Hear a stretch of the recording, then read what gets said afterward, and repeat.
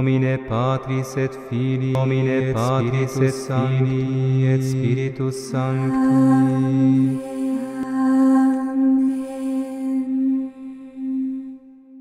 Cerero in Deum, Patrem omnipotente.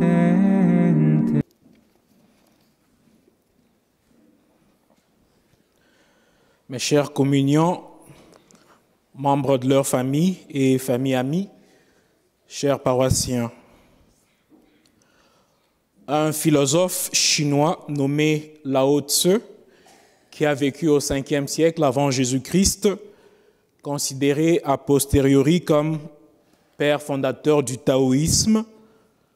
Le taoïsme, par rappel, c'est une pratique ancestrale chinoise qui enseigne d'équilibrer ses besoins et ses désirs, qui enseigne comment faire la paix en soi et autour de soi. Alors, Lao Tzu, un jour, disait que connaître les autres, c'est sagesse, se connaître soi-même, c'est sagesse supérieure.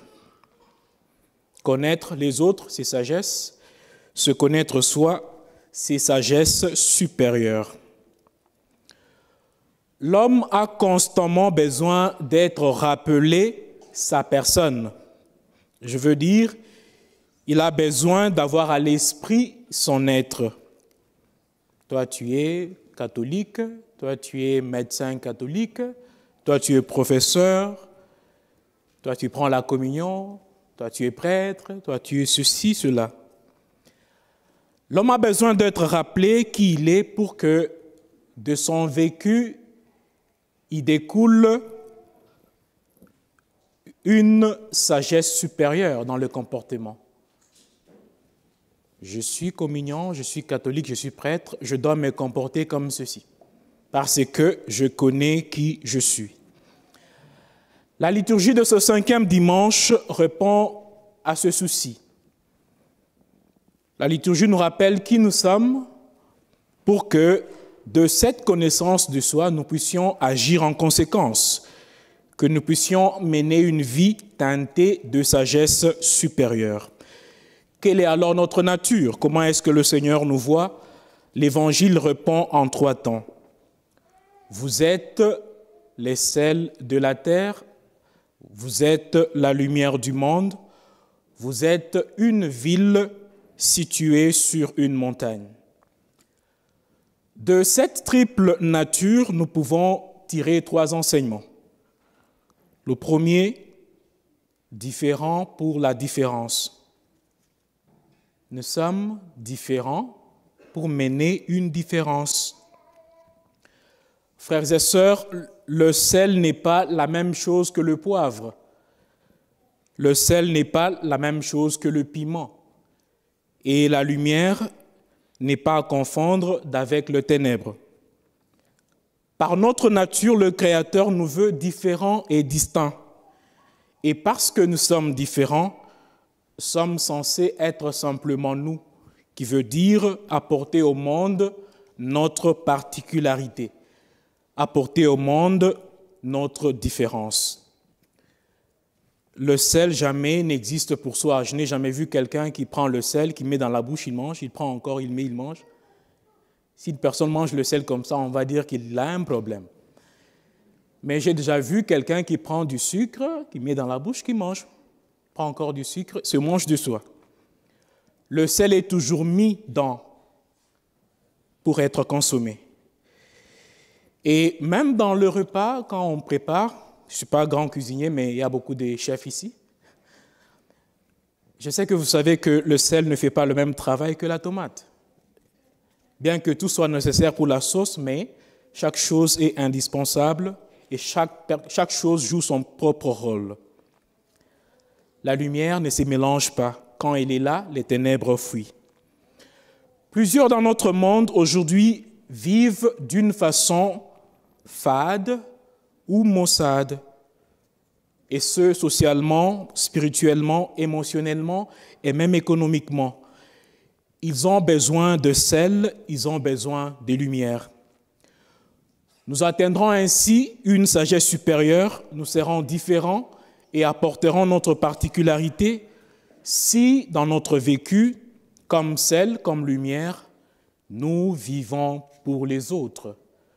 Nous assoupissons les inquiétudes des nôtres, leur apportions soulagement, présence et surtout, nous leur donnions envie de vivre. Il y a certains repas, quand on les prépare, quand il n'y a pas de sel, c'est impossible de manger. Et quand on y ajoute de sel, on a envie de manger. Donc, s'il y a dans notre entourage ceux qui n'ont pas envie de vivre, il est à notre devoir de mettre un peu de sel dans leur vie pour qu'ils aient envie de vivre. Isaïe dit que nous pouvons faire ceci de cette manière lorsque tu partages ton pain avec celui qui a faim, lorsque tu accueilles chez toi les sans-abri, lorsque tu couvres celui que tu verras sans vêtements, lorsque tu ne te dérobes pas de ton semblable. Et il ajoute qu'il y a un bénéfice à mettre le sel dans la vie des autres. Ce bénéfice, c'est quoi? C'est que quand tu mets le sel dans la vie des autres, ta lumière jaillira comme l'aurore, tes forces reviendront vite devant toi, marchera ta justice, la gloire du Seigneur fermera la marche. Alors, si tu appelles, le Seigneur répondra. Si tu cries, il dira, me voici. Des fois, nous prions et le Seigneur ne répond pas. Pourquoi? Ou bien il répond par la négation. Pourquoi? Parce qu'au lieu de mettre le sel dans la vie des nôtres, nous y mettions le piment, alors qu'eux ne mangent pas le piment. Au lieu de mettre le sel dans leur vie, nous y mettions du poivre, alors qu'eux, ils ont des allergies contre le poivre. Ou carrément, nous mettons dans leur vie le poison. Nous prions, le Seigneur ne réagit pas. Pourquoi? Au lieu d'ajouter un peu d'huile pour que la lampe s'allume, nous éteignons ces flammes d'amour, ces flammes d'espérance, ces flammes de tolérance, ces flammes de générosité. Toi, tu es sel, il faudra que tu apportes la différence. Le deuxième enseignement que nous tirons de cette triple nature, c'est remarquer pour être remarquable. Et ici, je n'enseigne pas l'orgueil, ni non plus la fausse modestie. Vous savez, bien-aimés, que quand le sel est dans un mets, on le sent, on l'aperçoit. Et lorsqu'il n'y a pas de lumière, on l'observe, on remarque. Et Jésus dit éloquemment dans l'Évangile que vous êtes la lumière du monde, vous êtes une ville située sur une montagne qui ne peut être cachée. Et il ajoute, on n'allume pas une lampe pour la mettre sous le boisseau. On la met sous le lampadaire, elle brille pour tous ceux qui sont dans la maison. Matthieu 5, 15. Par notre nature, comme sel, comme lumière ou ville sur montagne, le Seigneur nous a déjà fait remarquer. Il nous a créés déjà distincts. Il nous a déjà mis à une place où on ne peut pas se cacher. Nous sommes des lampes et en tant que tels, nous ne pouvons pas nous cacher. Notre place n'est pas en dessous du lit, mais sur le chandelier pour éclairer tout le monde.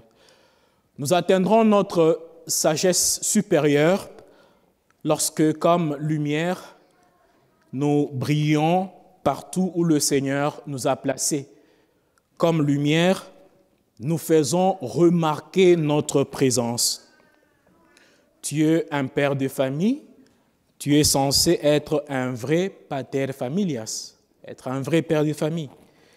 Tu es marié, brille pour ton conjoint. Apporte-lui des lumières dans ses ténèbres, dans ses difficultés. Tu es professeur catholique, consente qu'il y a un catholique professeur ici. Tu es catéchète, brille où le Seigneur te lance. Combien d'années es-tu où tu es? Es-tu toujours une lumière qui brille ou tu es déjà devenu une pierre d'achoppement? Le Seigneur t'a déjà fait remarquer, il faudra que tu te fasses remarquable. Enfin, de ces trois natures, nous pouvons aussi apprendre à être responsables. Pourquoi? Parce que le Seigneur nous a déjà responsabilisés. Le sel, dit Jésus, doit garder sa saveur, sinon il ne sert à rien. On le jette dehors et il est piétiné. Donc Dieu nous responsabilise aujourd'hui de veiller à ce que nous demeurions sel, nous demeurions lumière, nous demeurions ville sur montagne, que chacun garde sa saveur malgré la conjoncture, malgré le cas, malgré les problèmes et les situations. Bien-aimé, Jésus a tellement confiance en nous, il sait que nous pouvons faire la différence, il sait que nous pouvons mettre le sel dans la vie du monde, il sait que nous pouvons garder notre saveur. C'est pourquoi il dit, vous, vous êtes le sel de la terre, vous, vous êtes la lumière du monde, vous, vous êtes ville sur montagne. Il ne dit pas, vos pasteurs sont pour vous des lumières. Il ne dit pas, votre pape est pour vous, ce n'est pas sel pour vous. Non, il dit, vous qui m'entendez, vous êtes sel de la terre. Mais souvent, nous fuyons nos responsabilités. Nous nous laissons facilement affadir, surtout quand le sel que nous mettons dans la vie des autres n'apporte plus de saveur. Moi, je pense que lorsqu'on mange un repas et qu'il n'y a pas de sel, souvent on fait quoi? Avant de jeter, on y ajoute encore un peu de sel. Et si ça ne marche pas, là, on peut faire autre chose. Mais nous, avant d'ajouter le sel, on est déjà fatigué et on veut tourner Kazakh. Nous nous décourageons souvent quand les lumières que nous apportons autour de nous ne chassent plus encore les ténèbres. Le Seigneur dit, c'est à toi de garder ta saveur, tes étincelles pour continuer tu travail. Jésus croit tellement en nous qu'il nous responsabilise. Aujourd'hui, je te redis, reprends tes responsabilités. Dieu t'a placé où tu es pour qu'en te voyant faire le bien, que chacun rende gloire à notre Père qui est dans les cieux. Sel, lumière, ville sur montagne, éclaire le monde, car le Seigneur a besoin de toi. Amen.